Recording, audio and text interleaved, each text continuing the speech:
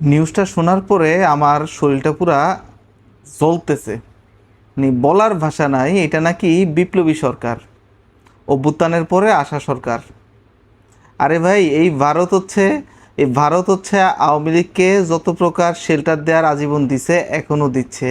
আমার দেশে যে ডামি নির্বাচনগুলা, এটা হচ্ছে ভারতের প্রভাবে হয়েছে। 5 আগস্টের পরে হচ্ছে আমাদের যেই ট্রানজিট ছিল সেগুলা বন্ধ করছে। বর্তমানে হচ্ছে গার্মেন্টসগুলোর পিছনে লাগছে। আমাদের মিডিয়া দেয় আমাদের কিভাবে আক্রমণ করা যায় এবং আমাদের দেশের ইমেজ কিভাবে ক্ষতি করা যায়, ইসকনকে কিভাবে নাড়ানো যায়, এবং অভ্যন্তরীণ শান্তি শৃঙ্খলার জন্য যেভাবে যেভাবে একটা দেশকে বিপদে ফেলা যায়, সবগুলা কাজ হচ্ছে ভারত করছে। খুব ভালো কথা, এটা আমরা সবাই জানি।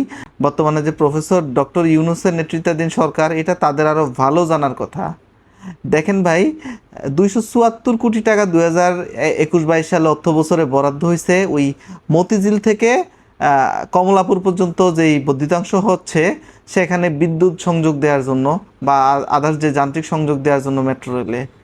কিন্তু সেই কাজটা পাইছে আজকে হচ্ছে ভারতীয় এক কোম্পানি। তাও কি জানেন, 465 কোটি টাকা এবং দ্বিগুণ দামে।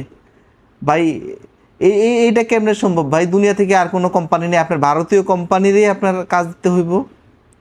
এর পিছনে মূলত হাত আছে, যেটা মনে করা হয় সেটা হচ্ছে বর্তমান যেই ব্যবস্থাপনা পরিচালক ফারুক সাহেবের। তো তিনি তো আবার অস্ট্রেলিয়ান সিটিজেনধারী নাগরিক, পাশাপাশি আবার ভারতের আধার কার্ডও আছে, ভারতের মেট্রো রেলেও কাজ করছেন।